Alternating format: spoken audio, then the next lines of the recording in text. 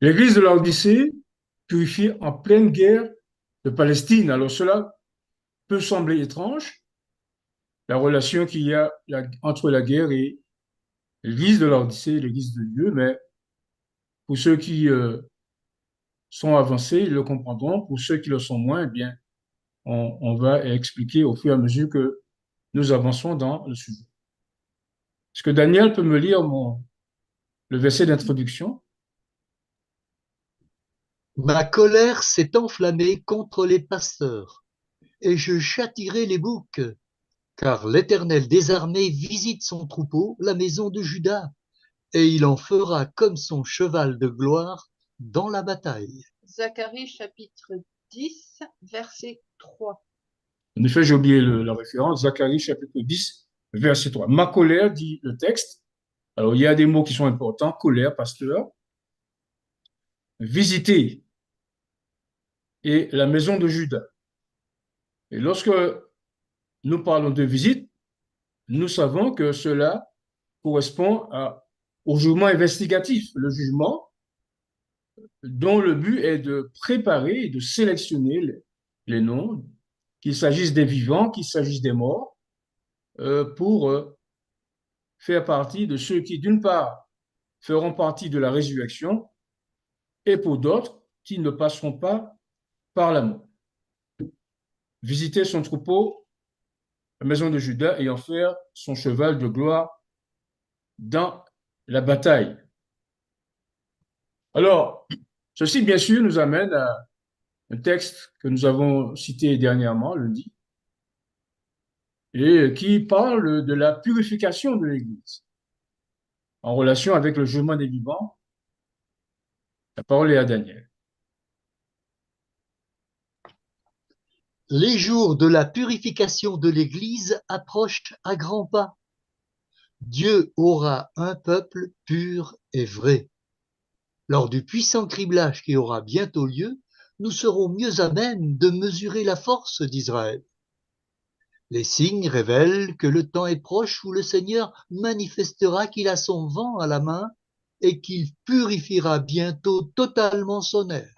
View and Herald du 11 janvier 1887, paragraphe 3. Donc, vous remarquez la date 1887, une année avant les grandes années de 1888 à 1990, au terme desquelles, bien Dieu envoya ce message présenté par les frères Jones et Waggoner afin de préparer l'Église à ces moments importants. Et là, vous voyez que en 87, le mot bientôt est employé. À grands pas, dit le texte, le vent du Seigneur, VAN, c'est-à-dire son tamis. Bref, il y avait des choses qui devaient se passer. Et donc Dieu était prêt, mais malheureusement, son peuple ne l'était pas. Et malheureusement, comme cela se fait souvent, ce sont les dirigeants de l'Église qui fourvoient le peuple. Et je pense bien évidemment à cet homme qui était malade, I.D. Butler, président de la Conférence générale, qui écrivit à ses frères, à ses collègues, à ses pairs, comme on dit, eh bien, de ne pas accepter le message de Jones Waggoner. Donc, ne soyons pas étonnés que, eh bien, nous soyons dans la même situation, car l'histoire regorge d'exemples montrant que le peuple de Dieu s'est vu détourné de la vérité à cause de ses chefs. Donc, il importe pour nous, sans faire de cela une mauvaise grâce, il importe pour nous de nous décider de nous-mêmes si ce qu'on dit est exact. Et dans cet exercice, il y a bien évidemment le rôle de l'esprit, j'allais dire l'esprit de vous ici, oui, c'est l'esprit de vous ici, l'esprit de Dieu, le Saint-Esprit, qui est là pour nous guider. Et nous avons vu que ce ne sont pas nécessairement les hommes instruits qui ont accepté le message de la vérité, c'est, comme disait Caïphe, acte 4, c'était des hommes sans instruction. Et ces hommes sans instruction ont vu en Jésus le sauveur de l'humanité, celui qui devait venir non seulement pour donner sa vie pour nous, mais aussi pour expliquer les symboles qu'Israël avait pratiqués pendant des milliers d'années. Et je voudrais donc qu'on relie ce texte et qu'on y relève certains points. Demandez à l'Éternel la pluie du printemps, celle de l'arrière-saison. L'Éternel produira des éclairs et il vous enverra une abondante pluie. Il donnera à chacun de l'herbe dans son champ. Car les téraphins ont des paroles de néant, les devins prophétisent des faussetés, les songes mentent et consolent par la vanité. C'est pourquoi ils sont errants comme un troupeau. Ils sont malheureux parce qu'il n'y a point de pasteur. Ma colère s'est enflammée contre les pasteurs et je châtierai les boucs, car l'Éternel des armées visite son troupeau, la maison de Juda, et il en fera comme son cheval de gloire dans la bataille. Zacharie chapitre 10, versets 1 à 3. Alors, j'ai voulu citer ce texte dans son contexte, ou bien montrer que le verset 3, que nous avons lu en propos liminaire, eh bien, s'applique à un contexte temporel particulier. Le contexte, c'est la pluie de l'arrière-saison. Et bien sûr, au temps de la fin. Cette pluie que l'on prend souvent comme la puissance, mais qui dans le texte correspond à, eh bien, la nourriture. Car comme la pluie donne de l'herbe, eh bien, si le peuple de Dieu a de quoi se nourrir. Mais malheureusement, donc on voit bien que cela concerne le temps de la fin, c'est-à-dire notre époque. Le peuple de Dieu est malheureux parce qu'il n'y a pas de pasteur. Alors on ne comprend pas très bien. On pourrait ne pas comprendre très bien car il y avait des pasteurs, il y a des pasteurs ici, en veux-tu, en voilà. Mais Dieu dit ici lui-même qu'il n'y a pas de pasteur. Cela veut dire que, eh bien, il n'y a pas des pasteurs selon le cœur de Dieu, selon la vérité de Dieu, sans quoi Dieu ne l'aurait pas dit. Et qui sommes-nous pour venir contredire Dieu lorsqu'il dit qu'il n'y a pas de pasteur? La raison en est que, eh bien, on n'a pas bien compris le concept de l'esprit de la pluie de l'arrière-saison, qui certes, pour certains, avec la lumière qu'ils avaient, c'est la puissance permettant de prêcher l'évangile à toutes les nations, mais dans le contexte actuel, c'est un message. D'ailleurs, c'est ainsi que l'ont présenté Jones et Wagner, un message qui vient de la part de Dieu. Ce sont, euh, comme dit la sœur White elle-même, dans le livre Message choisi, volume 1, page 425, les premiers rayons de la lumière de l'ange. Vous voyez, donc, puis à mesure que la vérité avance, au fur et à mesure que le temps avance, eh bien, Dieu nous donne des explications conformes au contexte dans lequel nous vivons. Et alors que certains idolâtrent les bergers, les pasteurs, c'est une réalité, bien la colère de Dieu, je veux dire, s'en prend à ces hommes-là. Alors, pourquoi Dieu s'en prend à ces hommes-là? Eh bien, parce qu'il a caché, il a, virgule, caché dans sa parole, eh bien, des vérités qui, si elles étaient comprises, elles nous permettraient de comprendre les événements d'aujourd'hui, les événements tels qui se déroulent dans la terre de nos pères, et non pas considérer ces événements comme étant sans aucune importance. Alors, un rappel trouvé dans le livre Témoignage sur l'école du sabbat, page 64, paragraphe 2. De précieuses lumières émaneront encore des saintes écritures, et il n'appartient à personne d'énoncer ce qui, dans les messages que Dieu se réserve de faire connaître, doit ou ne doit pas être présenté. Ce serait éteindre l'esprit. Personne n'a le droit, quelle que soit l'autorité que lui confèrent ses fonctions, d'interdire l'accès à la lumière. Quand le Seigneur envoie un message à son peuple, nul ne peut se soustraire à l'obligation d'en examiner le contenu, ni se permettre de rester à l'écart ou d'adopter une attitude indifférente et présomptueuse en disant Je sais ce qu'est la vérité. Je suis satisfait de mes conclusions. Ma décision est prise et quoi qu'il advienne, je ne changerai pas d'opinion. Je n'ai pas à écouter ce que dit ce messager, car je sais que cela ne peut être la vérité. C'est parce qu'elles agissent ainsi que les églises populaires ont été abandonnées à des ténèbres partielles et que les messages de Dieu ne leur sont pas parvenus. Témoignage sur l'école du sabbat, page 64, deuxième paragraphe. Lorsque Dieu envoie un message par un simple serviteur, par un humble serviteur, quelqu'un qui n'a pas étudié dans les écoles théologiques, eh bien, d'aucuns disent que ce n'est pas important, ce n'est pas la vérité. Mais ce qu'il y a, c'est que Dieu envoie sa vérité de manière humble, de manière simple. Pour reprendre l'expression que je disais tout à l'heure, par des hommes qui, selon Caïphe, étaient sans instruction. Mais ils avaient étudié à l'école théologie du Sauveur, et pendant 3 ans et demi, eh bien, le Seigneur leur parlait et les instruisait.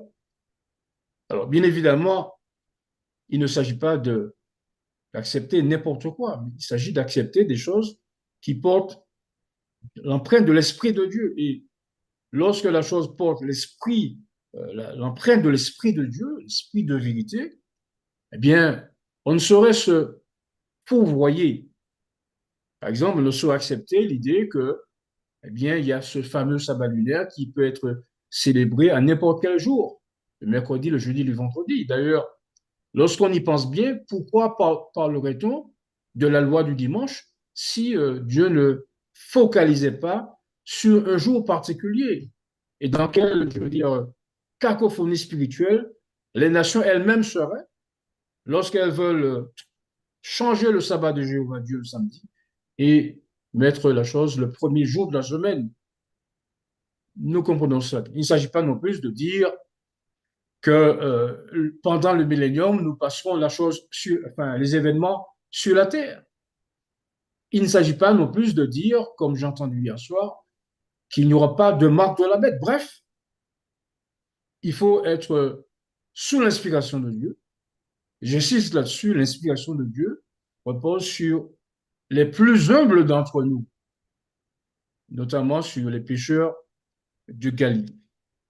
Ainsi, il faut comprendre que lorsque les événements vont arriver, lorsque le grand cri du troisième ange sera prêché pendant la promulgation des lois du dimanche, nous avons parlé de purification et pendant cette guerre, et la guerre enfin, dont les prémices sont déjà là, à mon humble avis, voilà de quelle manière eh bien, l'Église sera dans la bataille du Seigneur.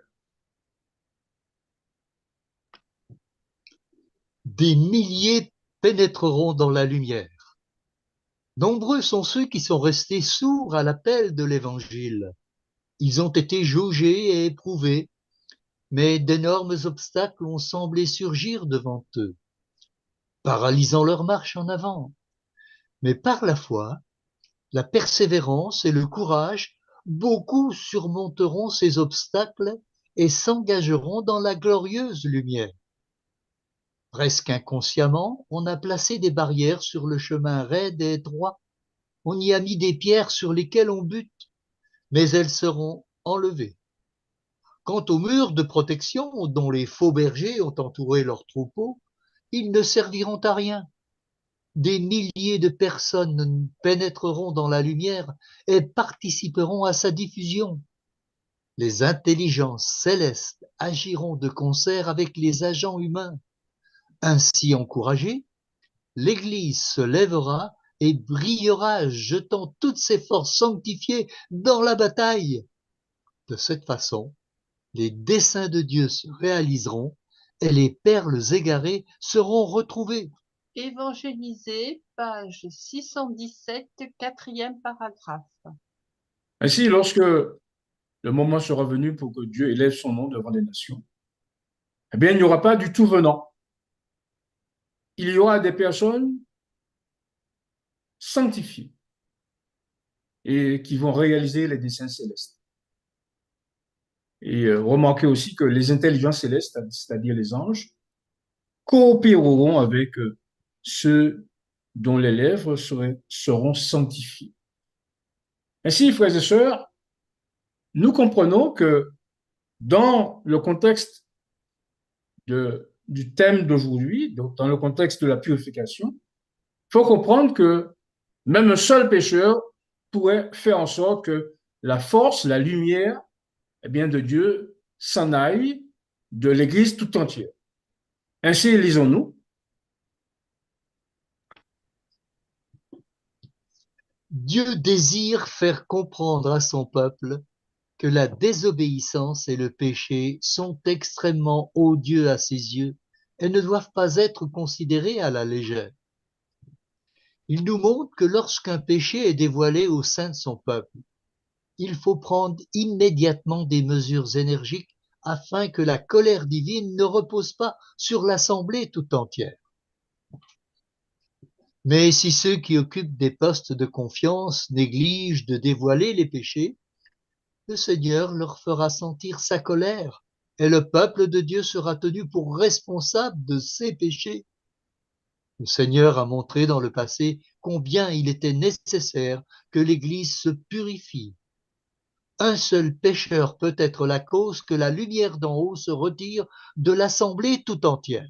Témoignage pour l'Église, volume 1er, chapitre 68, page 383, premier et deuxième paragraphe.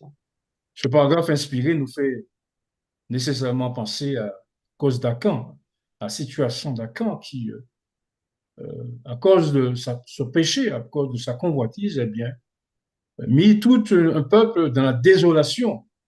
Relisez Josué 6 et vous verrez que Josué pensait que après cette magistrale victoire sur Jéricho, que quelques hommes seulement suffiraient pour renverser la modeste ville d'Aï. Or, ce ne fut pas le cas. 36 hommes perdirent la vie. Et la réponse de Dieu à cette situation dramatique, eh bien, c'était que Akan avait troublé Israël et l'empêchait de continuer sa marche triomphale vers les autres, je veux dire, villes ou tribus ou nations de la Palestine. Eh bien, ceci nous amène à considérer, une fois de plus, ce conflit majeur dans la terre d'Israël. Et nous l'analyserons dans le contexte de la purification de l'Église de la Odyssée, puisque notre texte de préambule nous a montré que bien le Seigneur châtira les boucs et visitera son peuple, la maison de Juda. Mais Zacharie, je dis bien Zacharie 10, ne donne pas des éléments autant que nous l'avons souhaité. Et donc, c'est le chapitre, je dis voisin, le chapitre 12, qui va nous révéler cela et comment Dieu va procéder à cette élimination des pécheurs dans la terre d'Israël, dans son Église, pardon. Ainsi, lisons-nous le premier chapitre, le premier verset de Zacharie 12. Oracle, parole de l'Éternel sur Israël. Ainsi parle l'Éternel qui a étendu les cieux et fondé la terre, et qui a formé l'esprit de l'homme au-dedans de lui. Zacharie chapitre 12, verset 1er. Alors, j'ai voulu mettre le premier verset de Zacharie afin que nous comprenions le contexte du chapitre. La seconde fois, on va le prendre au milieu. Et Dieu voudrait que nous fassions l'effort, un temps soit peu, de prendre le sujet au début de manière à ce que nous en comprenions l'importance. Et là, Dieu va montrer que ce n'est pas euh, quelqu'un de banal qui va parler, c'est l'Éternel qui a fondé la terre et qui a formé l'esprit de l'homme qui est au-dedans de lui. Qu'est-ce que cela signifie et quelle importance cela va revêtir pour nous en tant qu'étudiants de la prophétie concernant ces événements? Eh bien, justement, dans le cadre de la présentation de la personne qui va parler, dans le cadre de la présentation de la personne qui va inspirer les prophètes, voilà ce que Hébreu nous rappelle, puisque nous avons parlé de quelqu'un qui a étendu les cieux et formé la terre, et qui a formé l'esprit de l'homme qui est au-dedans de lui. C'est par la foi que nous reconnaissons que le monde a été formé par la parole de Dieu, en sorte que ce qu'on voit n'a pas été fait de choses visibles. Hébreux chapitre 11, verset 3. Oui, c'est par la foi que nous acceptons le principe de la création par la foi. Dieu a parlé et la chose est arrivée.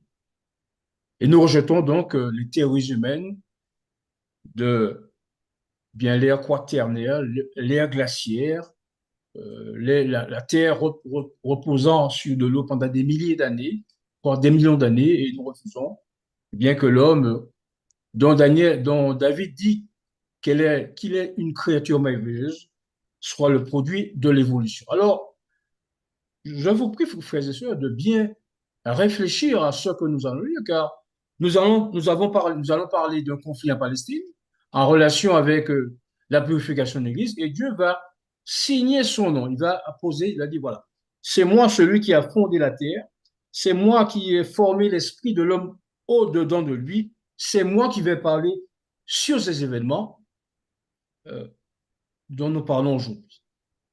Alors, je voudrais que nous lisions ce beau paragraphe du livre Élevez-le, Lift Him Up en anglais, page 47, paragraphe 2. Le Père et le Fils se sont engagés dans l'œuvre puissante et merveilleuse qu'ils avaient envisagée, la création du monde. La terre sortit de la main du Créateur extrêmement belle. Il y avait des montagnes, des collines et des plaines, entrecoupées de rivières et d'étendues d'eau. La terre n'était pas une vaste plaine, mais la monotonie du paysage était rompue par des collines et des montagnes, non pas hautes et déchiquetées comme elles le sont aujourd'hui, mais régulières et belles dans leur forme. On ne voyait jamais les rochers nus et élevés, mais ils se trouvaient sous la surface, répondant comme des os à la terre. Les eaux étaient régulièrement dispersées. Les collines, les montagnes et les très belles plaines étaient ornées de plantes et de fleurs et de grands arbres majestueux de toutes sortes, qui étaient plusieurs fois plus grands et beaucoup plus beaux que les arbres actuels. L'air était pur et sain, et la terre ressemblait à un noble palais. Les anges contemplaient les œuvres merveilleuses et magnifiques de Dieu et s'en réjouissaient. Lift him up ou élevez-le, page 47, deuxième paragraphe. Alors, bien évidemment, nous savons qu'il y a quand même de très beaux paysages sur la Terre. Il y a, à cause du péché, il y a des paysages de désolation, mais on peut trouver quelque chose de beau à regarder. Et n'oublions pas non plus que lorsque bien, le déluge tomba sur la terre, non seulement les eaux d'en haut tombèrent, mais les eaux d'en bas. Genèse 7, verset 11. Donc, la terre s'est trouvée bouleversée, mais il y a de très beaux endroits euh, qui apportent à l'homme la sérénité lorsqu'il va, je veux dire, les regarder. Ainsi, lorsque, en tant que peuple de Dieu, nous lisons ces paroles, eh bien, nous savons que c'est celui qui a créé les cieux et la terre qui va parler. Et lorsqu'on nous dira, mais vous avez un message qui ne relève pas de notre credo, qui ne relève pas bien de notre foi, ben dites-leur, voilà, peut-être, mais bien le message que je porte, eh bien, il est porté par celui qui a créé les cieux et la terre. Et de même que nous croyons que Dieu l'a fait, tant pour la nature que pour les hommes, bien nous croyons que ce qu'il va déclarer par la suite est vérité. Là, nous avons parlé, je veux dire, de la nature. Mais n'oubliez pas que le texte nous dit, parole de l'Éternel qui a fondé la terre et qui a formé l'esprit de l'homme qui est au-dedans de lui. Donc, il va aussi signer cette partie importante, puisque l'apôtre David dit que je suis une créature merveilleuse et mon âme le reconnaît bien. Et voici un petit passage de l'esprit de prophétie sur, je veux dire, le soin que Dieu a pris pour former l'esprit de l'homme qui est au-dedans de lui.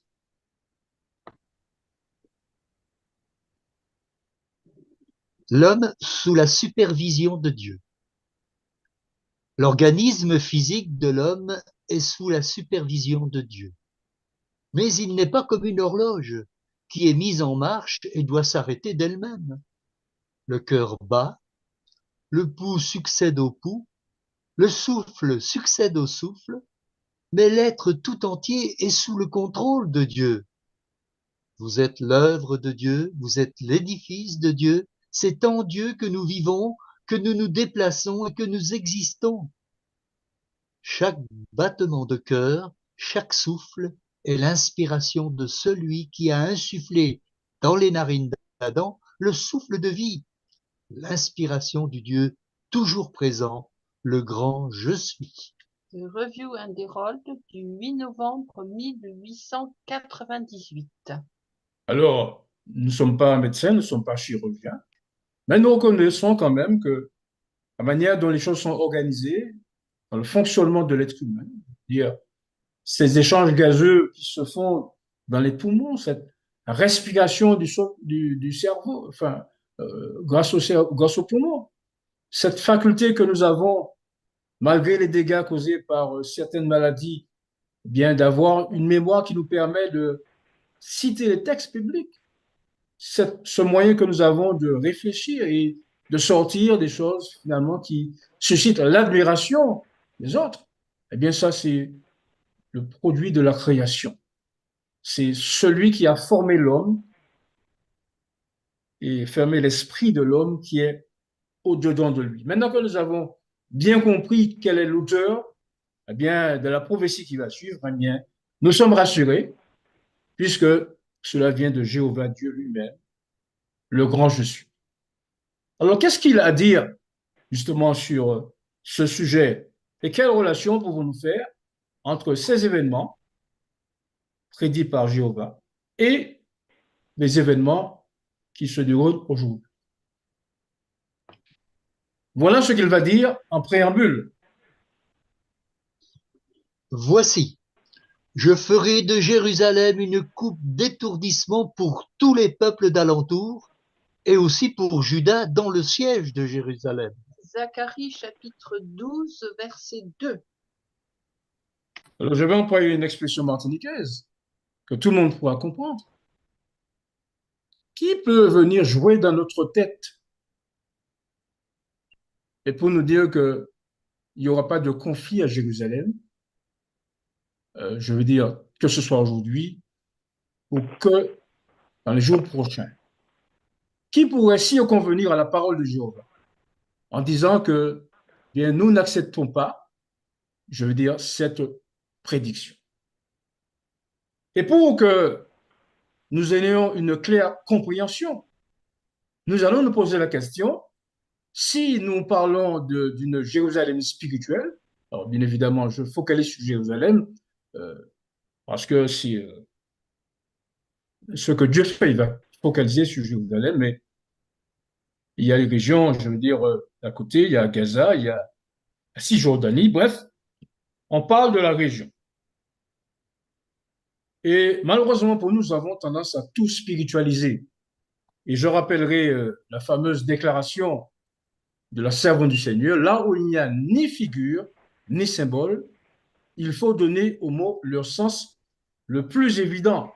Vous devez enlever le S. Alors, quelle est cette déclaration qui peut nous faire comprendre qu'il y a ici ni symbole, ni figure?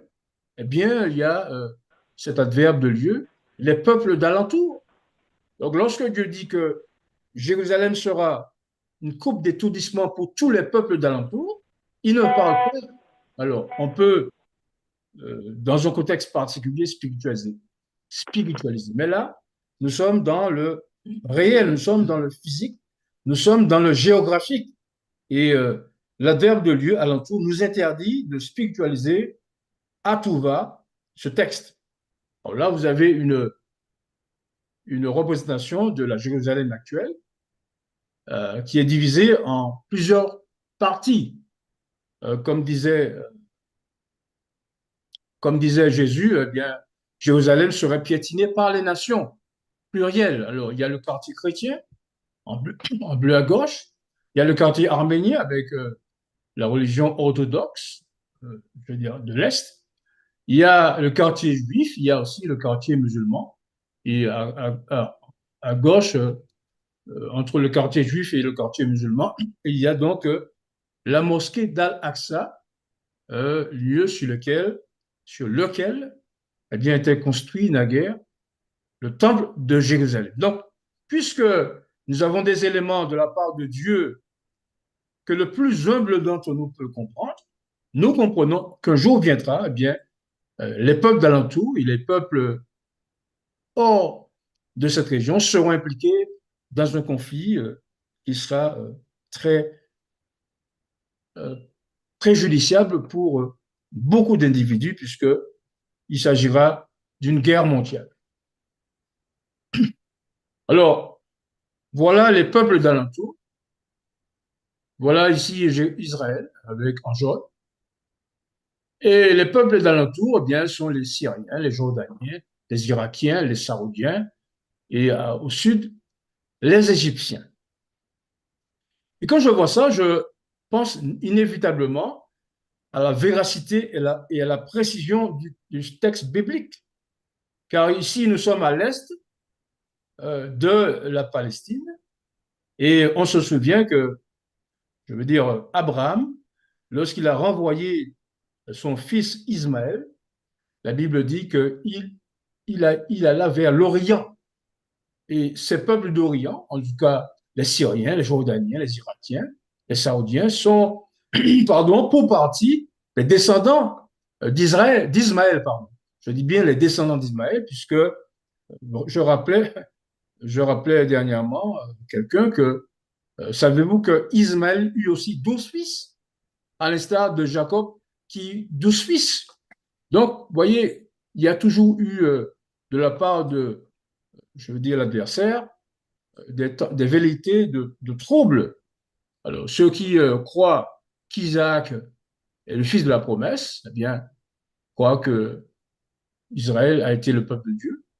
Et ceux qui croient que Ismaël est le fils promis, eh bien, vont tirer la couverture à soi. Mais on voit encore que rien que en considérant ces événements, eh bien, la parole de Dieu est vraie.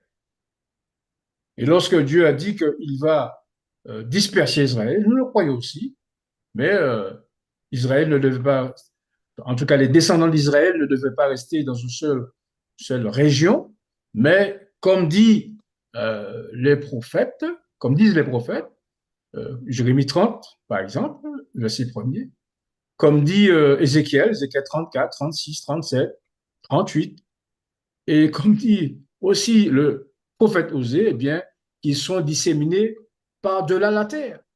Et, et leur père, Isaac, je dirais notre père, eh bien, affirme que le moment viendra, dans Ésaïe 49, versets 1 et 2, qu'une prophétie, une particulière va s'accomplir, puisqu'il demande à ses fils, avant qu'il ne mourût, eh bien, de se rassembler et qu'il leur dirait sous l'autorité de l'esprit de vérité, eh bien, ce qui adviendrait à leur fils, non seulement, je veux dire, peu après sa mort, mais surtout, il faut se souvenir de cela, ce qui vous surviendra à la fin des jours. Donc, il y a une prophétie qui concerne Gad, Aser, Nephtali, Manassé, Ruben, bref, ils sont présents à la fin des jours, ils seront présents à la fin des jours, comme Dieu l'a déclaré, non pas en tant qu'Israélites, mais en tant qu'Israélites devenus chrétiens, puisque Jean les voit sur la montagne du Sillon avec l'agneau. Et le fait que juste après la présentation des 144 000 des chapitres 1 et 6, 1 à 5, pardon, et le fait que juste après, eh bien, il ait présenté les messages des 3 anges, eh bien, ce que Dieu veut montrer en faisant en présentant les anges, les 3 anges juste après, c'est une indication que l'on découvre d'ailleurs dans d'autres textes bibliques, que ce seront ces 144 000 serviteurs de Dieu, chrétiens, adventistes, disons-le, qui auront les signes honneurs de prêcher le message des 3 anges, comme la chronologie le montre. Donc j'espère que nous avançons en ligne sûre, car nous avançons sur la bannière de celui qui a étendu les cieux et qui a fondé la terre et qui a formé l'esprit de l'homme, oui, qui a formé l'esprit de l'homme qui est au-dedans de lui. Donc le verset 2 de Zacharie nous présente un conflit. Ce conflit, eh bien, concernera la terre de Palestine, Jérusalem pour être précis. Et selon l'histoire et selon la Bible, il y eut 2 sièges connus pour Jérusalem. Siège de Nebuchadnezzar, 586 avant Jésus-Christ. Un deuxième siège en 70 de notre ère avant, je fais une faute, après Jésus-Christ. Et il y a donc un troisième siège qui est prédit, je dis bien, 70 après Jésus-Christ dans l'ère chrétienne, et un troisième siège dont Jéhovah Dieu a prédit la survenue dans les années ou dans les temps qui viennent. Lui seul en sait la date.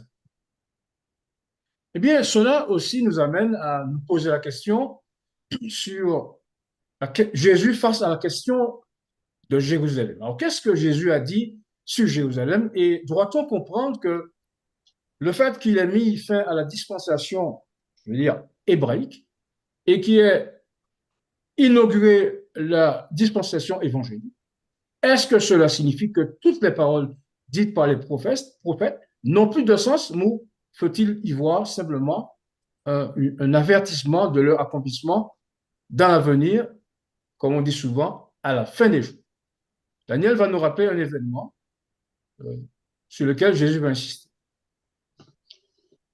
Comme Jésus se trouvait avec eux, il leur recommanda de ne pas s'éloigner de Jérusalem, mais d'attendre ce que le Père avait promis, ce que je vous ai annoncé, leur dit-il. Actes chapitre 1er, verset 4. Ainsi donc, Jérusalem devait être, à l'époque de Christ, eh bien, le centre international de l'Évangile, et c'est là que les fidèles, en tout cas les premiers fidèles, les premiers serviteurs de Dieu, les 120 pour ne pas les nommer, eh bien, allèrent attendir la promesse du Saint-Esprit pour prêcher l'Évangile, et comme j'aime à dire, pour prêcher le premier grand cri de l'histoire de l'humanité. Alors, Jésus va, bien évidemment, avait parlé de la destruction de Jérusalem, et voilà ce qu'il devait en dire avant que l'événement n'arrive. Lorsque vous verrez Jérusalem investie par des armées, sachez alors que sa désolation est proche. Alors, que ceux qui seront en Judée fuient dans les montagnes, que ceux qui seront au milieu de Jérusalem en sortent, et que ceux qui seront dans les champs n'entrent pas dans la ville. Car ce seront des jours de vengeance pour l'accomplissement de tout ce qui est écrit. Malheur aux femmes qui seront enceintes et à celles qui allaiteront en ces jours-là. Car il y aura une grande détresse dans le pays et de la colère contre ce peuple. Ils tomberont sous le tranchant de l'épée, ils seront emmenés captifs parmi toutes les nations, et Jérusalem sera foulée aux pieds par les nations, jusqu'à ce que les temps des nations soient accomplis. Luc chapitre 21, versets 20 à 24. Lorsque Jésus dit que jusqu'à ce que le temps des nations soit accompli, eh bien, il présente une durée limitée pour le piétinement de Jérusalem. Cela signifie que, de manière sous-entendue, que lorsque le temps des nations sera accompli, lorsque le temps donné par Dieu pour les nations de piétiner Jérusalem, et on a vu tout à l'heure eh bien comment Jérusalem est piétinée, séparée en quatre quartiers, musulmans, arméniens, chrétiens et juifs, eh bien lorsque le temps sera venu, celui qui a prophétisé qu'il y aura guerre à Jérusalem, eh bien, euh, prouve que la durée du piétinement de Jérusalem devrait être limitée. Donc Jésus a les regards fixés sur Jérusalem, car lui-même a déclaré que, par le prophète Zacharie, qu'il y aura une guerre à Jérusalem, et lui, ici, de sa bouche, lui-même ou elle-même, eh bien, déclare que la Jérusalem devrait être libérée du joug. Voilà, j'ai un petit problème. Je vais sortir, je vais rentrer à nouveau parce que j'aurais des problèmes avec ça.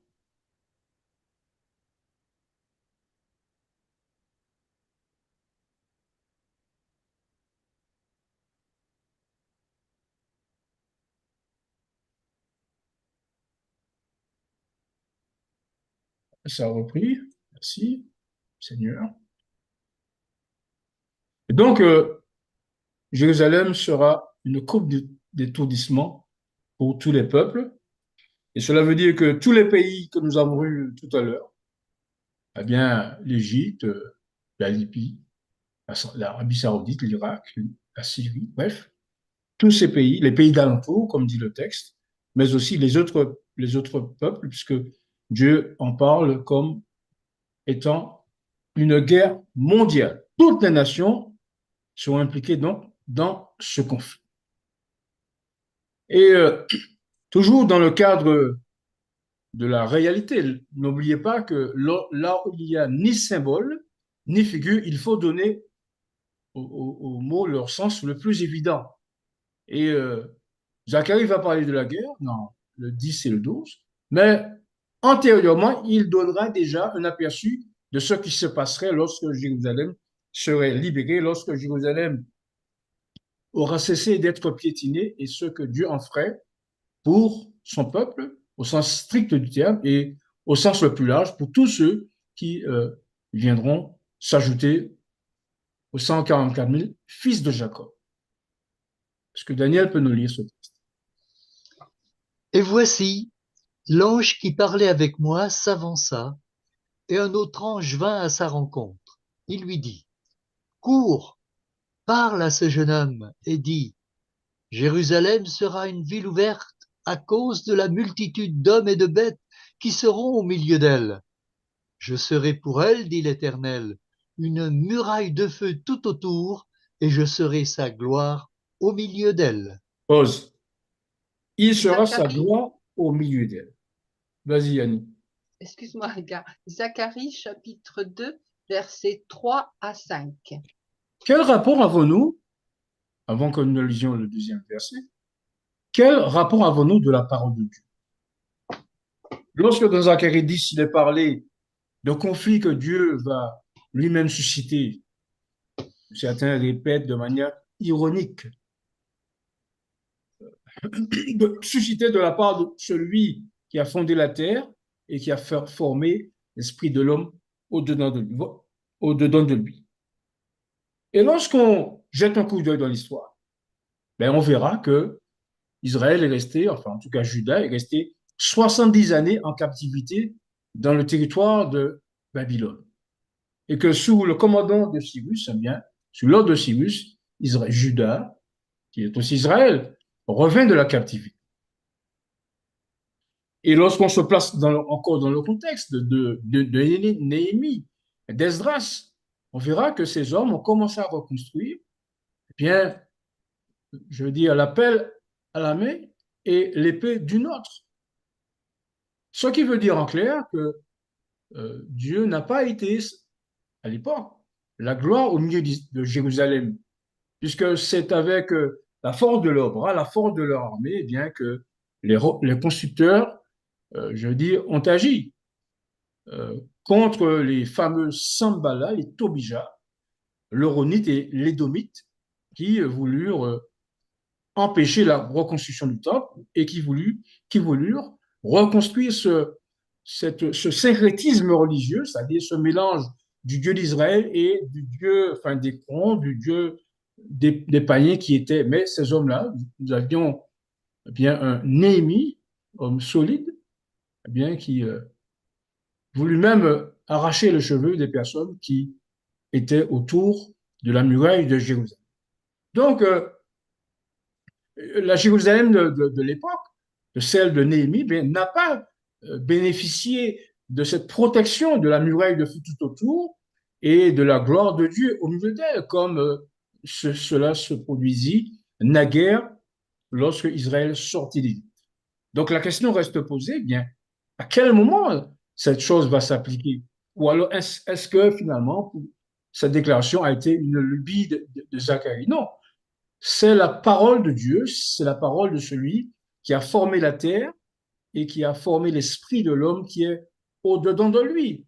Et on voit que il n'y a pas eu d'addition de païens, comme va nous le montrer le texte ci-dessous. Pousse des cris d'allégresse et réjouis-toi, fille de Sion, car voici, je viens, et j'habiterai au milieu de toi, dit l'Éternel. Beaucoup de nations s'attacheront à l'Éternel en ce jour-là, et deviendront mon peuple. J'habiterai au milieu de toi, et tu sauras que l'Éternel des armées m'a envoyé vers toi. Zacharie chapitre 2, versets 10 et 11. Il n'y a donc pas eu eh bien, de personnes qui se sont ajoutées à l'Église de Dieu au sortir de la captivité de Babylone. Et Judas veillait avec un soin jaloux de ne pas recommencer les erreurs qu'ils avaient faites au préalable, c'est-à-dire introduire de faux prophètes, de faux dieux, une fausse adoration euh, dans le service de Jéhovah. Et donc, de manière évidente, le fait que Dieu veuille provoquer ce conflit, le fait que Dieu veuille amener ce conflit dans Jérusalem, aujourd'hui, est la preuve manifeste qu'il a un projet. Ce projet, c'est de faire en sorte que ce 3 mentionné après le verbe réjouir, pousse des cris d'allégresse et réjouis-toi, fille de Sion. Cette fille de Sion n'est autre que les 144 000, comme on le comprend, qui vont monter et qui vont habiter sur la montagne de Sion. Et lorsque la chose va se réaliser, eh bien, nous serons joyeux et nous allons nous réjouir et nous verrons que ce que Dieu avait dit par les prophètes, eh bien, trouve le contrepartie dans le livre de la Révélation. Et quand la chose va se produire, lorsque les sauveurs, comme dit Abdias, vont monter sur la montagne de Sion, ce sera des cris d'allégresse et de réjouissance. Mais ce n'est pas tout, car dans ce contexte, eh bien, il y aura un grand cri. Oui, il y aura un grand cri, il y aura beaucoup de nations qui vont s'attacher à l'Éternel et devenir le peuple de Dieu. Ceci ne vous semble-t-il pas quelque chose que nous trouvons dans le livre de l'Apocalypse? Daniel va nous le répéter.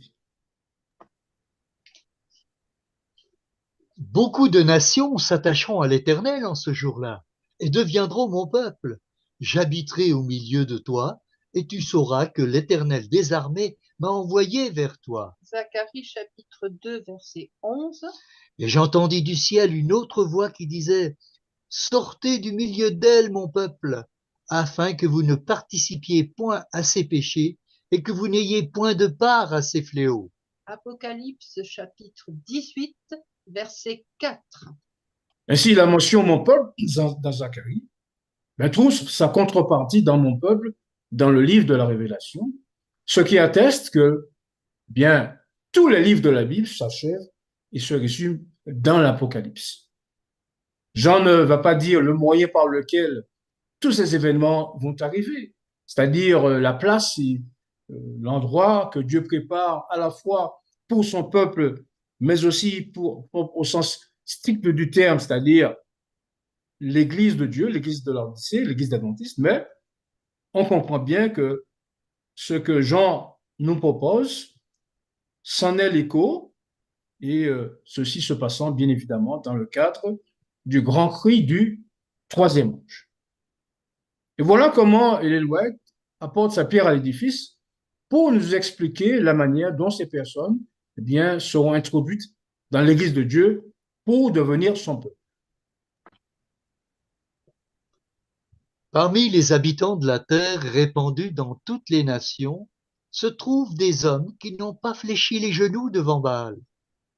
Semblables aux étoiles qui n'apparaissent qu'à la nuit, ils brilleront lorsque les ténèbres couvriront la terre et l'obscurité les peuples.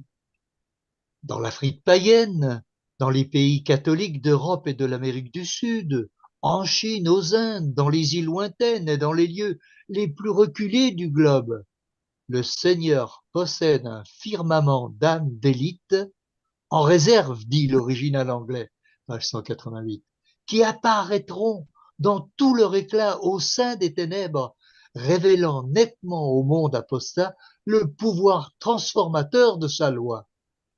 À l'heure de la grande apostasie, quand Satan tentera un suprême effort pour que tous, petits et grands, riches et pauvres, libres et esclaves, Apocalypse 13, verset 16, reçoivent sous peine de mort le sceau de l'obéissance à un faux jour de repos. Ces fidèles, sans tache, ni ride, ni rien de semblable, brilleront comme des flambeaux dans le monde. Plus la nuit sera sombre, plus vif sera leur éclat. Prophètes et rois, chapitre 14, page 141, deuxième paragraphe. Vous avez compris que Ellen White ici nous présente la grande foule mentionnée dans le 9e verset du chapitre 7 de l'Apocalypse. Et tout cela participe du même esprit.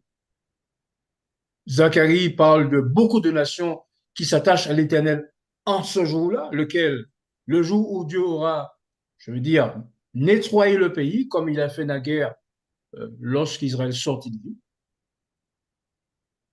Cette même prédication, cette même idée est reprise dans le livre de l'Apocalypse, chapitre 18, verset 4. Sortez de Babylone, mon peuple, c'est-à-dire ceux qui y sont. On voit bien le distinguo que Dieu fait ici et que cet appel sera lancé à ceux qui sont dans Babylone. Nous n'y sommes pas. Nous sommes dans l'église de l'Odyssée et c'est pour cette raison d'ailleurs qu'Ellen White précise bien dans le volume 2 des témoignages 421 et 422 où elle dit que lorsqu'un homme se lève soit du milieu de nous, soit hors de nos rangs, déclarant que l'église adventiste c'est Babylone et que le grand cri consiste à les faire sortir qui? Les adventistes qui seraient dans Babylone. Or, ils n'y sont pas. Vous pouvez avoir, dit-elle, la certitude qu'ils ne parlent pas selon la vérité, ne le recevez pas, ne lui dites pas salut car Dieu n'a pas parlé par lui. Fin de citation, tragédie, témoignage volume 1, 2, pardon, page 421 et 422. Donc, ce texte, ce magnifique texte de prophète et roi montre bien que Dieu a un peuple en réserve. Et c'est pourquoi, lorsque ce peuple eh bien, recevra des mains, des bouches, des puissants serviteurs de Dieu, 144 000, la parole de la vérité, eh bien, ces personnes, à ce moment-là, deviendront le peuple de Dieu. Vous avez remarqué, étrangement d'ailleurs, cette comparaison avec la grande foule qui est comme un firmament d'âme d'élite. Et lorsque l'apôtre Jean déclare que ce sont des personnes qu'on ne pourrait compter. Et on se demande pourquoi Dieu les tient à réserve.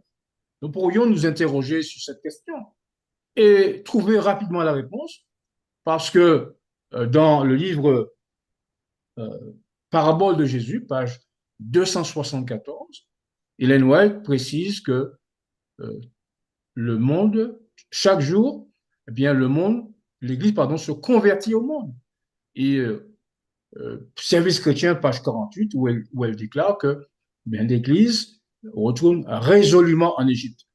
Donc, pas besoin d'aller très loin dans l'explication pour montrer que le peuple de Dieu n'est pas prêt spirituellement, j'allais même dire aussi géographiquement, mais la solution arrive, eh bien, à recevoir tous ces convertis comme cela se fit naguère au début de l'ère chrétienne. J'ai un petit blocage à nouveau. Excusez-moi.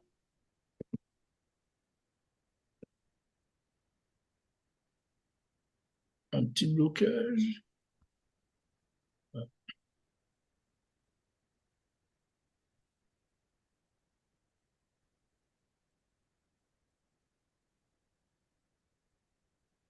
Je suis obligé d'arrêter le partage et reprendre.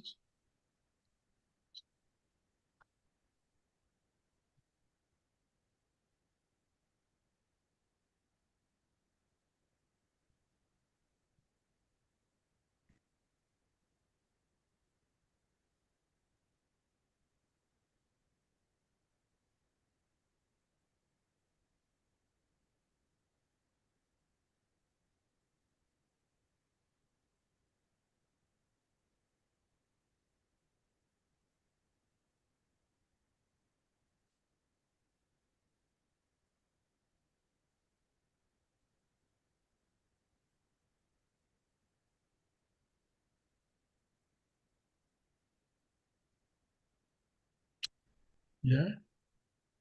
Donc, nous disions que Dieu tient ces personnes en réserve car le temps n'est pas encore venu pour qu'elles fassent partie du peuple de Dieu, car elles seraient surprises, ces personnes, de retrouver, je veux dire, dans l'Église de Dieu, les mêmes pratiques qu'ils auront délaissées pour faire partie du peuple dont Dieu a fait le dépositaire de ses oracles.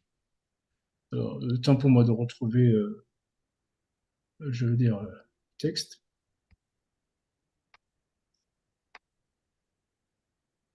Euh, Ça va là, c'est bon? C'est bon, là. Très bien. On voit en plein écran? Oui, oui, Oui, oui. c'est bon. Très bien. Et donc, pourquoi, je veux dire, Dieu a-t-il ce projet de provoquer ce conflit afin de libérer la terre de Palestine? Eh bien, voilà ce que nous apporte le prophète Zacharie comme raison. L'Éternel possédera Juda comme sa part dans la terre sainte, et il choisira encore Jérusalem. Zacharie chapitre 2, verset 12. Oui, alors donc Mais Dieu va choisir, pause, Dieu va choisir Jérusalem comme sa part dans la terre sainte.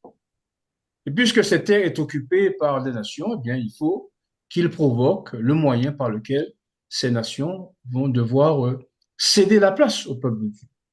Alors, d'aucuns diront, oui, mais ça c'est accompli lorsque Juda est revenu de la captivité, lorsque Dieu a à nouveau choisi Jérusalem pour qu'elle soit la ville qui porta son nom. Mais il y a un élément très important qui a été précisé dans Zacharie 2, verset 11. Il est dit que beaucoup de nations s'attacheront à l'Éternel en ce jour-là. Donc, on ne saurait appliquer, je veux dire, on ne saurait dire que ce texte s'applique au retour de Juda, au retour de la captivité. Et donc, Dieu fait de ce texte une prédiction selon laquelle, lorsque Jérusalem sera libérée, lorsqu'elle aura cessé d'être piétinée, eh bien, euh, beaucoup de nations viendront s'ajouter au peuple de Dieu. La suite, Daniel. mais qu'au jour de la voix du septième ange, quand il sonnerait de la trompette, le mystère de Dieu s'accomplirait comme il l'a annoncé à ses serviteurs les prophètes. Apocalypse chapitre 10, verset 7. Eh bien, nous venons de voir ici, à travers Zacharie, la véracité du texte. La véracité du texte prononcé par Jésus lui-même à Jean, lorsqu'il lui dit que le mystère de Dieu, comme nous le savons, qui est la proclamation finale de l'évangile aux païens, à tous les païens, eh bien, on voit que le prophète Zacharie entre dans ce plan entre dans ce cadre décrit par Jésus, selon lequel le mystère de Dieu s'accomplira, comme il a déclaré à ses serviteurs les prophètes. Le temps est donc venu pour nous de manifester ou de nous poser la question, est-ce que nous croyons, je veux dire, véritablement à la parole des prophètes? Est-ce que lorsque Zacharie parle du nettoyage de la terre, de l'élimination de la terre, de Palestine, afin que eh bien, les personnes euh, y viennent pour être à côté des serviteurs de Dieu, pour, comme dirait Zacharie, Isaïe 54, eh bien, que les tentes soient allongées à droite et à gauche à cause de la multitude de convertis qui vont affluer dans l'Église et à un rythme rapide, puisque Ellen White déclare aussi dans le Message choisi, volume 2, page 16, on ne peut pas se faire une idée de la manière dont s'achèvera l'œuvre. Des milliers de personnes accepteront la vérité. Et à la 11e heure, dit-elle, et l'Église elle-même, je veux dire, ce qui en restera, 144 000, seront surpris. Car pour l'instant, nous lisons ces choses, mais nous en serons bientôt les spectateurs et les acteurs, pardon, et non les spectateurs. Ainsi, nous avons dit que Dieu doit purifier son Église au moment où ces événements ont lieu. Alors, quelle est la phrase qui nous permet de vérifier que l'Église de Dieu sera purifiée? Daniel a la parole. En ce jour-là, dit l'Éternel, je frapperai d'étourdissement tous les chevaux et de délire ceux qui les monteront, mais j'aurai les yeux ouverts sur la maison de Juda, quand je frapperai d'aveuglement tous les chevaux des peuples. Zacharie chapitre 12, verset 4. Ma colère s'est enflammée contre les pasteurs, et je châtierai les boucs, car l'Éternel des armées visite son troupeau, la maison de Juda, et il en fera comme son cheval de gloire dans la bataille. Zacharie chapitre 10, verset 3. En ce jour-là, l'Éternel protégera les habitants de Jérusalem, et le faible parmi eux sera dans ce jour comme David. La maison de David sera comme Dieu, comme l'ange de l'Éternel devant eux. Zacharie chapitre 12, verset 8. Le mystère de Dieu s'accomplira comme il a déclaré à ses serviteurs les prophètes. Eh bien, frères et sœurs, puisque vous avez vu que cette prédiction de la guerre de Jérusalem, de la région de la Palestine, eh bien, a été prédite par un homme qui a fondé, un Dieu qui a fondé la terre et les cieux, et qui a formé l'esprit de l'homme au-dedans de lui. Puisque nous acceptons, je veux dire, cette déclaration par la foi, car nous n'étions pas là, et pourtant nous croyons que la terre a été formée, comme dirait l'apôtre Pierre, au moyen de l'eau, et que Dieu a formé un être extraordinaire, un être majestueux, un être beau, que sont, enfin, des êtres que sont Adam et Ève, qui sont bien les parents de l'humanité. Lui, c'est celui-là qui dit que lorsque le conflit aura lieu, eh bien, il aura les yeux ouverts sur la maison de Juda. Qu'est-ce que cela veut dire que Dieu aura les yeux ouverts sur la maison de Juda? La maison de Juda, bien sûr, n'étant pas la mère, celle qui a, je veux dire, qui régnait sur Jérusalem à l'époque. Mais ce sont les descendants qui vont regrouper en leur sein, eh bien, toutes les tribus des filles d'Israël, 144 000, la maison de Juda, la maison de David. Et vous remarquez que quand ces événements ont lieu, l'expression de l'adverbe de temps en ce jour-là montre qu'il se réfère au temps où Jérusalem sera envahie par les nations et où elle sera délivrée de la main de ses ennemis par la main de Dieu lui-même. Et donc, dans le même temps, eh bien, Dieu va visiter son peuple. C'est ce qu'on appelle la maison de Juda, pardon, le jugement des vivants dans la maison de Dieu, sujet ô combien important et dont nous ne comprenons pas, je veux dire, toutes les acceptions. Alors là, on ne parle pas de mort, on parle de vivant. Et Dieu dit sa colère va s'enflammer et il va châtier les boucs. Nous avons moult versets qui nous expliquent ce qu'est la visite de Dieu. Nous comprenons qu'il s'agit du jugement des vivants lorsque Dieu va purifier son Église, lorsque Jésus lui-même déclarant dans Matthieu 13, versets 40 et 41, le Fils de l'homme enverra ses anges dans son royaume, dans son champ, que l'on prend à tort comme étant le monde en général. Non, il s'agit bien du royaume de Dieu, il s'agit de l'Église dans laquelle nous mûrissons pour les greniers célestes. Donc, il va visiter sa maison de Juda, la maison de Juda. Et puisqu'il n'y aura ni pécheur, ni Akan dans sa maison, eh bien, elle pourra euh, triompher de ses ennemis et prendre son quartier général comme en général. Non, il s'agit bien du royaume. Cela se faisait par le passé. Alors, je crois que nous allons faire une pause pour saluer le sabbat, si je ne m'abuse. Le temps est arrivé. Visiter sa maison de Juda, la maison de Juda. Et puisqu'il n'y aura ni pécheur, ni accord dans sa maison, eh bien, elle pourra triompher de ses ennemis, prendre son quartier général. Est-ce qu'on peut s'arrêter pour le salut le sabbat, s'il vous plaît? Cela se faisait par le passé. Alors, je crois que nous allons. Amen. Salut le sabbat, si je ne m'abuse. On salue, frère Bolo. Oui, oui, c'est ce que je disais. D'accord. Et puisqu'il n'y aura ni pécheur, ni accord dans sa maison, Oui. eh bien, elle pourra triompher de ses ennemis. Est-ce qu'on peut s'arrêter?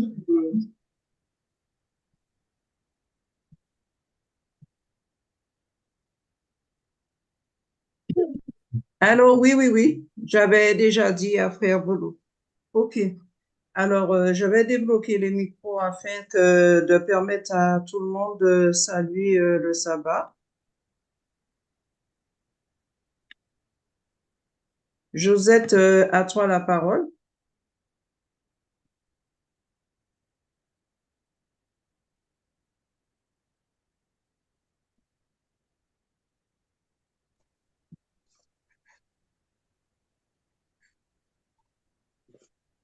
Josette?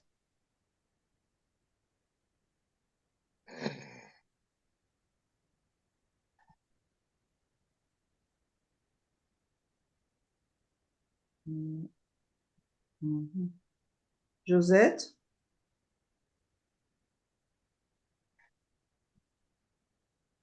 Bon. Oh, Je vais prendre le relais de Josette. d'accord, vas-y. Eh ben, donc, nous allons prendre un cantique. Alors,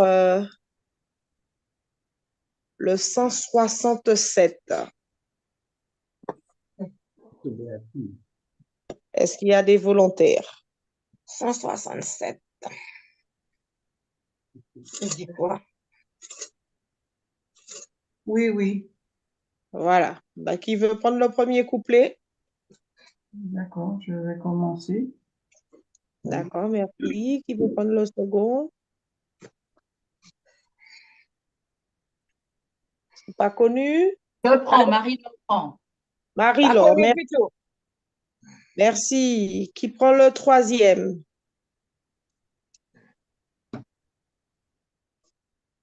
Eh ben, c'est pas connu. D'accord, d'accord. Eh ben, on va reprendre. Alors, Christine et Marie-Laure, allez-y. Monarque souverain des hommes et des anges, maître de l'univers et notre Rédempteur, nous voulons entonner aujourd'hui tes louanges et célébrer ton nom, ta gloire et ta grandeur. Tes bontés envers nous ne se peuvent comprendre qu'avons-nous à t'offrir, ô puissant protecteur, et pour tant de faveurs, que pourrions-nous te rendre? Nos corps et nos esprits t'appartiennent, Seigneur. Christine. Nous redirons toujours en empilleux cantique ton pouvoir infini, ton immense bonté, tes merveilleux exploits, tes œuvres magnifiques, ta suprême sagesse et ta fidélité. Tout Marie. l'univers saura notre reconnaissance. Nous voulons désormais ne vivre que pour toi. Veuille incliner nos cœurs à ton obéissance et conduire nos pas au sentier de ta loi. Amen. Amen. Y a-t-il un volontaire pour lire le psaume 92? Je vais lire. Vous m'entendez? Très bien, vas-y. D'accord. 2 minutes. Psaume pour le jour du sabbat. Il est beau de louer l'Éternel et de célébrer ton nom au Très-Haut, d'annoncer le matin ta bonté et ta fidélité pendant les nuits. Sur l'instrument à 10 cordes et sur le luth au son de la harpe, tu me réjouis par tes œuvres, ô Éternel, et je chante avec allégresse l'ouvrage de tes mains. Que tes œuvres sont grandes, ô Éternel, que tes pensées sont profondes. L'homme stupide n'y connaît rien, et l'insensé n'y prend point garde. Si les méchants croissent comme l'herbe, si tous ceux qui font le mal fleurissent, c'est pour être anéantis à jamais. Mais toi, tu es le Très-Haut à perpétuité, ô Éternel. Car voici tes ennemis, ô Éternel, car voici tes ennemis périssent. Tous ceux qui font le mal sont dispersés, et tu me donnes la force du buffle. Je suis arrosé avec une huile fraîche. Mon œil se plaît à contempler mes ennemis, et mon oreille à entendre mes méchants adversaires. Les justes croissent comme le palmier, ils s'élèvent comme le cèdre du Liban. Plantés dans la maison de l'Éternel, ils prospèrent dans les parvis de notre Dieu. Ils portent encore des fruits dans la vieillesse. Ils sont pleins de sève et verdoyants. Pour faire connaître que l'Éternel est juste, il est mon rocher, il n'y a point en lui d'iniquité. Amen. Amen. Amen. Amen. Et est-ce qu'il y a une personne volontaire pour prier? Volontaire pour la prière? Oui. Je veux bien prier. Ah ben vas-y mon frère. Le temps de prendre la position, si vous permettez.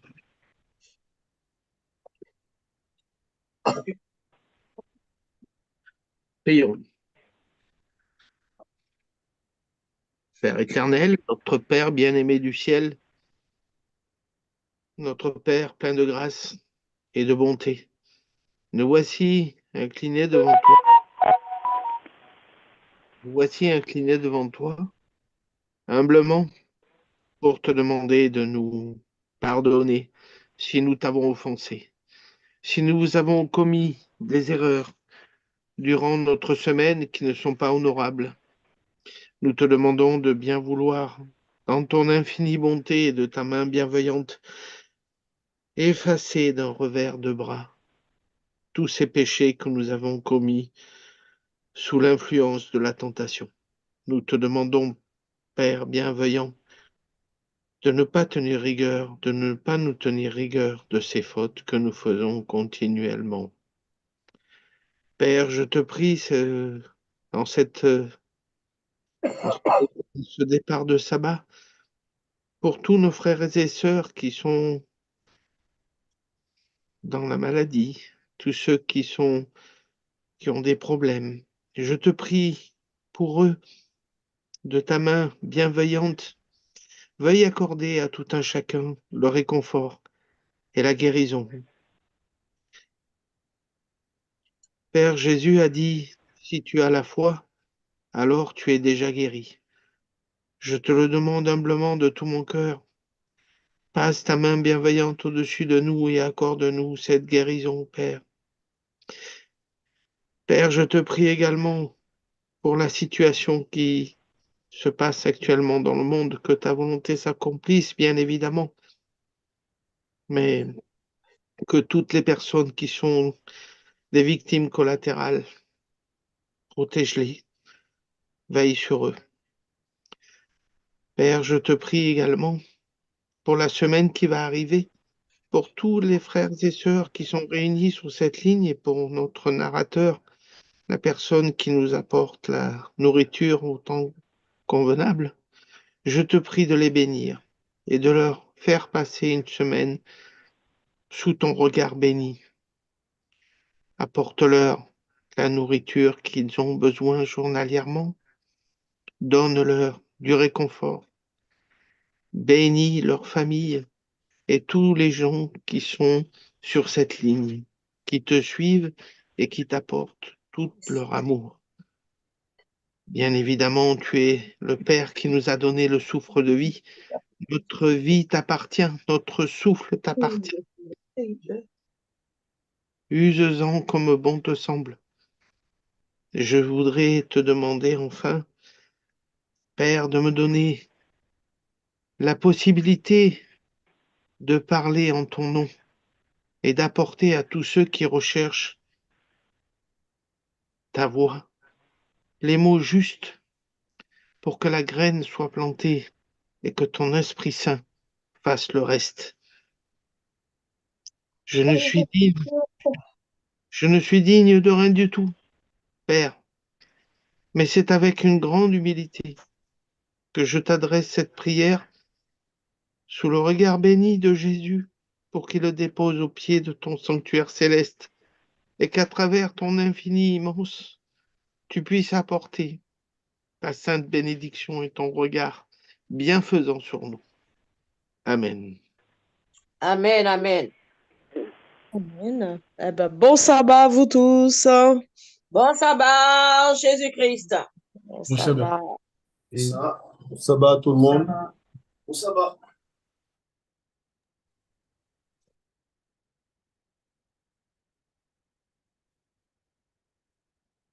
Frère Bolo, c'est à toi la parole. Ouvre ton micro.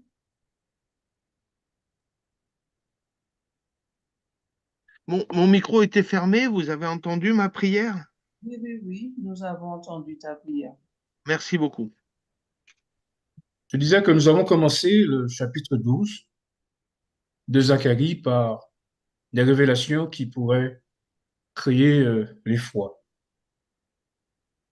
Cette guerre dont Dieu parle, c'est celui qui a fondé la terre et formé l'esprit de l'homme qui est dedans de lui. Et là, il va se terminer par une promesse des plus belles, puisque non seulement Dieu aura les yeux rivés sur la maison de Juda, je rappelle, c'est elle qui va regrouper en son sein eh bien, les 144 000, les 12 fois 12 000 de toutes les tribus. Et on voit dans Jérémie 31 eh bien, que la maison d'Israël, c'est-à-dire les 10 tribus, s'en ira et dira, levons-nous et montons à la montagne de Sion, à la montagne de Jéhovah Dieu. Et là, il termine, je veux dire, il se termine le chapitre 12 par une promesse rassurante. Un titre que dont Dieu va nous gratifier, la maison de David, qui sera non seulement le regroupement des tribus, mais qui sera la représentation la plus fine de la perfection, car cette maison sera comme Dieu, comme l'ange de l'Éternel devant eux. Est-ce que nous acceptons ce nom? Ou alors est-ce que nous le refusons? Est-ce que nous disons que cela ne nous concerne pas, même si la promesse est faite par celui qui nous a formés. Eh bien, je voudrais terminer par une déclaration extraordinaire de l'esprit de prophétie en commentant ce texte et cette appellation. Voilà ce que Dieu nous réserve comme promesse.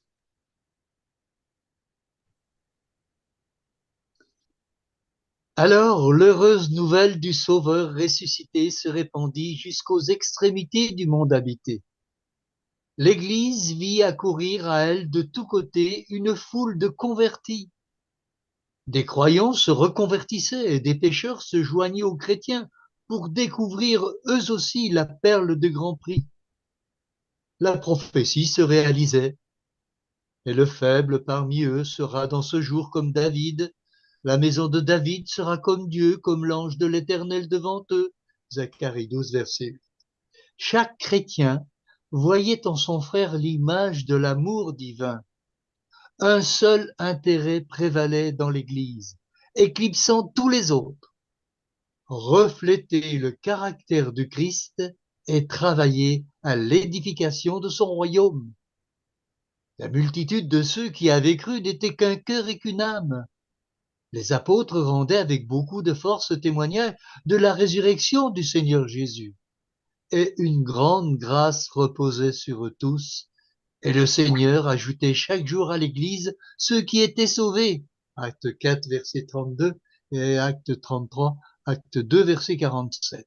L'Esprit du Christ animait toute l'assemblée, car chacun avait découvert la perle de grand prix. Parabole de Jésus, page 97, premier paragraphe. Ainsi, l'Église chrétienne de l'époque s'appelait la Maison de David. Et personne n'avait pas honte de ce nom. Et même si ils étaient persécutés par leurs confrères, leurs frères de religion, eh bien, ils portaient bravement ce nom, sans qu'il ne soit à l'époque de manière directe entaché d'infamie et d'ignominie. Mais ce n'est pas tout. Dans le contexte de Zacharie 12, eh bien, Dieu promet de renouveler ses scènes. Regardez ce que Ellen White disait. Alors, je voudrais juste rappeler que dans Ésaïe, pas dans Ésaïe, mais dans Amos 9, versets 9 à 13, il est parlé de cette maison de David. Et justement aussi, les disciples s'appropriaient ce nom dans le livre des Actes, chapitre 15, versets 15 à 16, la maison de David, qui devra être relevée de ses ruines et récupérer son quartier général, duquel il ne devait pas s'éloigner selon Jésus lors du premier grand cri du moment. Quelle est donc cette promesse? La voilà. Ces scènes doivent se renouveler avec une plus grande puissance encore, car l'effusion du Saint-Esprit au jour de la Pentecôte n'était que la pluie de l'automne, mais la pluie du printemps sera plus abondante. Parabole de Jésus, page 97, deuxième paragraphe. Et comme nous l'avons vu dans Zacharie 12, verset 8, l'Église de Dieu, à la fin des temps, sera appelée la maison de David et sera une représentation de Dieu en terre de Palestine et dans le monde entier. Et sinon, frères et sœurs, nous ne sommes pas laissés sans explication. Nous ne sommes pas laissés sans message clair concernant ces événements qui se déroulent aujourd'hui. Et lorsque les premières armées romaines montèrent contre Juda, contre Jérusalem, eh bien, Dieu était là, observant son peuple, pour voir de quelle manière il réagit. Eh bien, il a réagi de la bonne manière lorsque Dieu a permis que, sans raison apparente, que les premières armées romaines firent demi-tour, laissant justement l'opportunité pour ceux qui avaient cru à la parole de Dieu, de partir. Et si bien que, tragédie des siècles, paragraphe 2, page 31 déclare qu'aucun chrétien ne perdit la vie dans Jérusalem. Eh bien, le Seigneur, de la même manière, regarde comment son peuple, le peuple de l'Odyssée, le peuple qui devra passer par un criblage des plus sérieux, eh bien, Dieu regarde comment nous réagissons. Est-ce que nous considérons la parole de Jéhovah comme une parole importante? Est-ce que nous y croyons ou alors est-ce que nous y manifestons de l'incrédulité, euh, préparant hélas ceux qui n'y croient pas pour être châtiés par les anges de Dieu lors du criblage, lors du scellement, lors de la purification de l'Église. Plaise à Dieu que ces paroles nous intéressent, que nous nous sentons concernés par elles et que nous nous rapprochons de tous ceux qui nous ont précédés, de ceux qui sont en quelque sorte les précurseurs ou les prémices des prémices des 144 000, attendant évidemment que le reste soit constitué. En tout cas, pour ma part, je me réjouis de ce que la parole de Dieu ait du sens et que lorsqu'on me dira eh bien, que ce message n'est pas notre message, eh bien, nous allons leur opposer le premier verset de Zacharie 12.